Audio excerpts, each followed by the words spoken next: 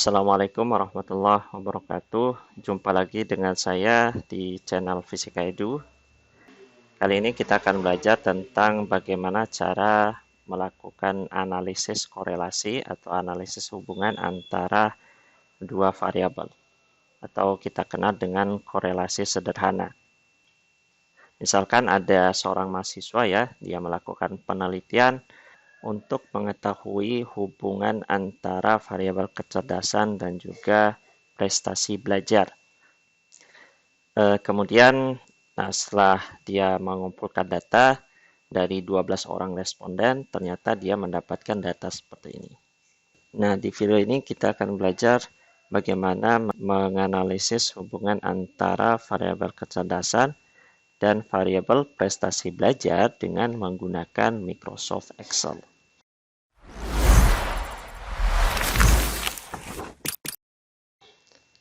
Nah, langkah pertama yang harus kita lakukan adalah mengetik terlebih dahulu data tadi ya di Microsoft Excel.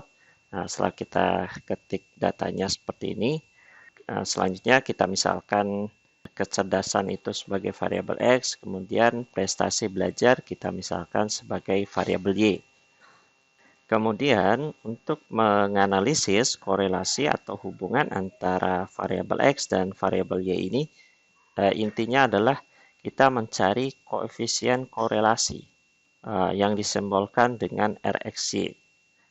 Untuk mencari koefisien korelasi ini, ada beberapa cara yang bisa dilakukan, namun di video kali ini kita akan mencari RxY-nya ini dengan menggunakan metode skor deviasi, di mana kita mencari skor deviasi dari X maupun dari Y, di mana skor deviasi ini adalah nilai variabel itu dikurangi dengan nilai rata-ratanya.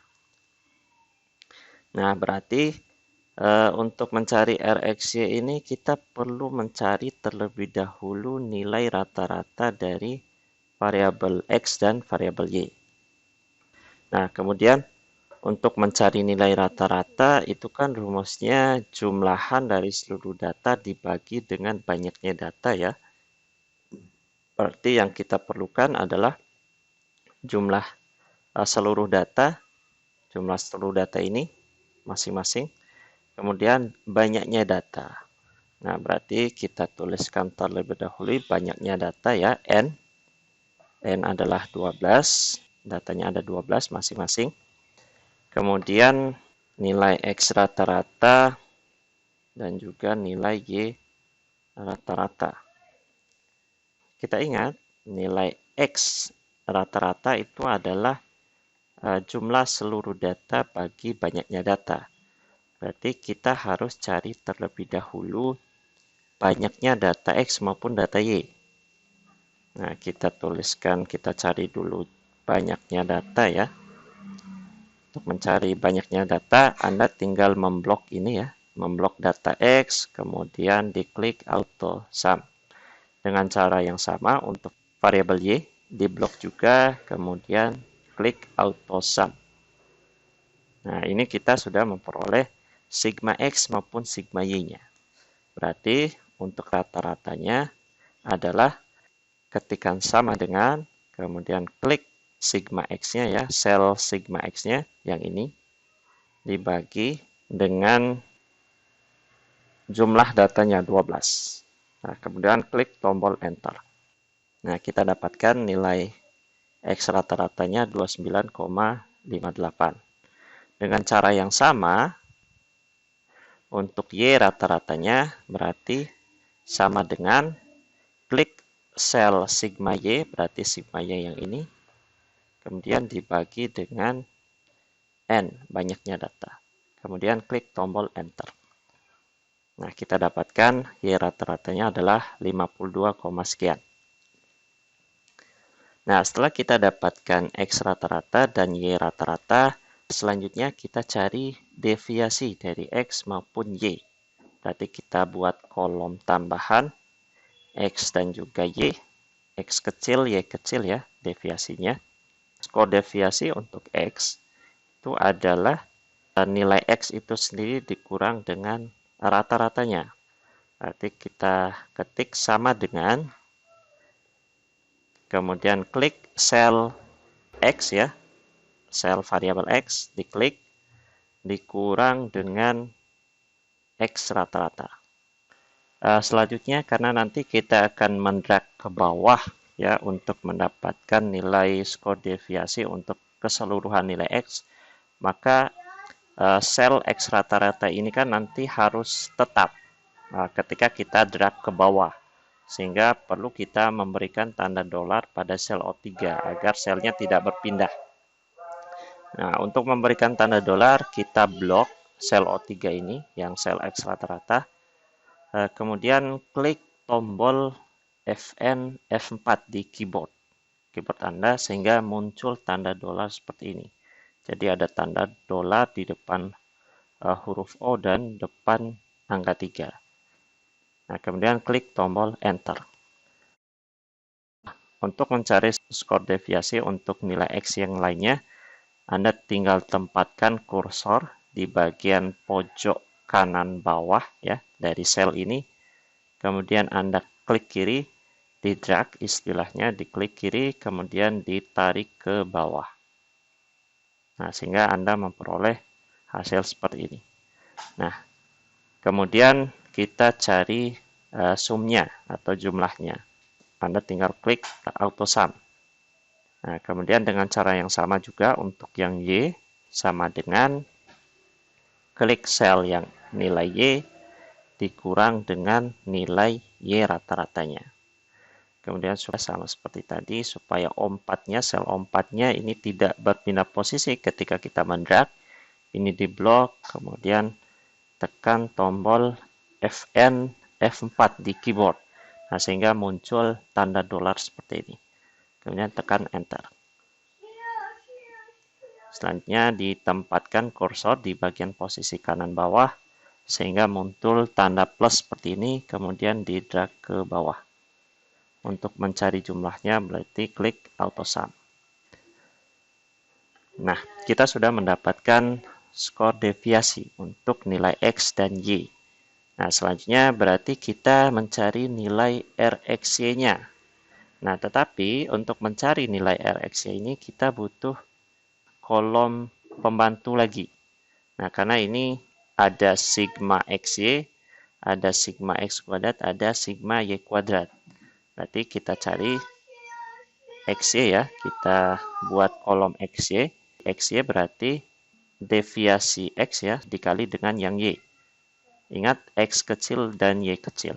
Sama dengan, kemudian klik sel X-nya ya.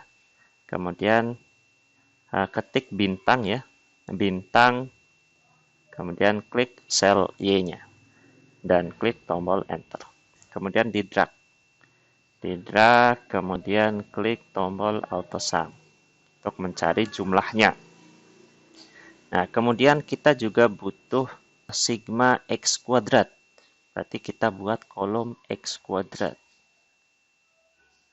Nah, caranya juga sama dengan klik sel yang X, kemudian tanda topi 2 untuk kuadratnya. Kemudian klik tombol Enter.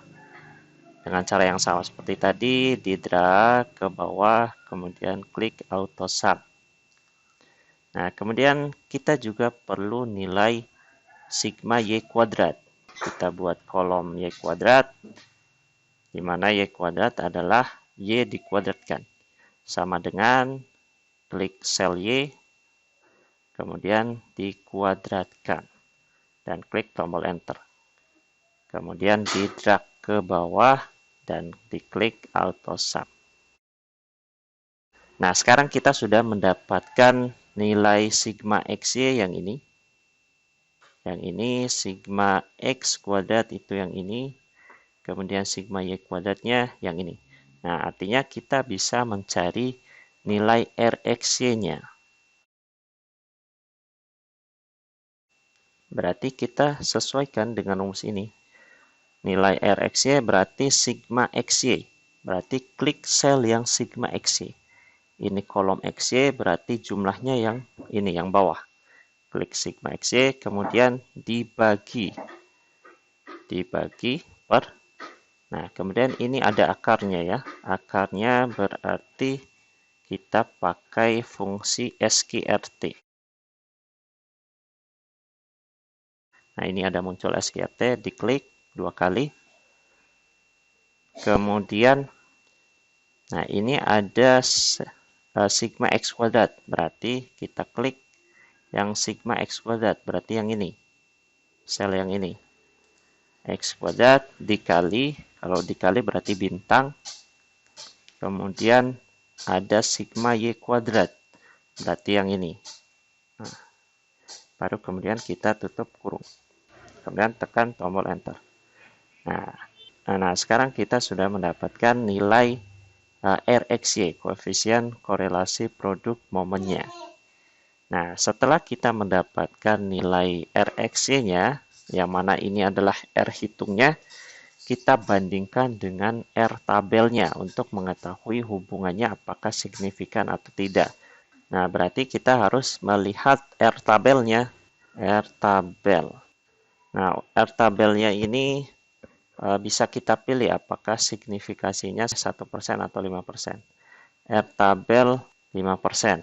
Sama R tabel signifikansinya 1%. Untuk mencari R tabel berarti kita lihat tabel korelasi produk momen. Nah, yang kita butuhkan adalah nilai N-nya, kemudian signifikasinya berapa persen. Kalau kita lihat di sini N-nya 12 ya. N-nya 12. Berarti kita lihat yang N-nya 12. Nah, untuk taraf signifikansinya 5%, ini 0,576. Untuk taraf signifikansi 1%, nilai R tabelnya adalah 0,708. Berarti kita ketikkan 0,576 sama 0,708. Selanjutnya adalah kita bandingkan antara R hitung dan R tabelnya. Nilai Rx-nya ini dengan R tabelnya. Untuk mengetahui signifikansinya. Apakah dia signifikan atau sangat signifikan atau tidak signifikan. Nah, kalau kita bandingkan ya, nilai Rxy-nya ini lebih besar dari R tabel untuk taraf signifikansi 1%. Nah, berarti kita simpulkan bahwa signifikasinya adalah sangat signifikan. Nah, karena untuk taraf signifikasi 1% saja, Rx-nya itu masih lebih besar. Nah, sehingga kita simpulkan tingkat signifikasinya adalah sangat signifikan. Kalau kita lihat dari tanda nilai Rx-nya, ini tandanya positif ya. Berarti hubungannya itu adalah positif. Hubungan yang positif itu maksudnya adalah ketika nilai X-nya naik, maka nilai Y-nya juga ikut naik. Nah, itu maknanya hubungannya positif. Atau sebaliknya, ketika X-nya turun, maka nilai Y-nya turun. Kita juga bisa mencari nilai Rxy kuadratnya.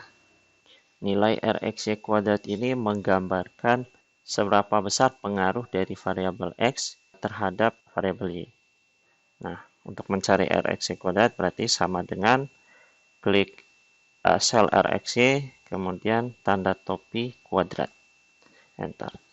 Nah, nilai Rxy kuadrat ini bermakna bahwa variabel kecerdasan ini dia mempengaruhi variabel prestasi belajar sebesar 58%.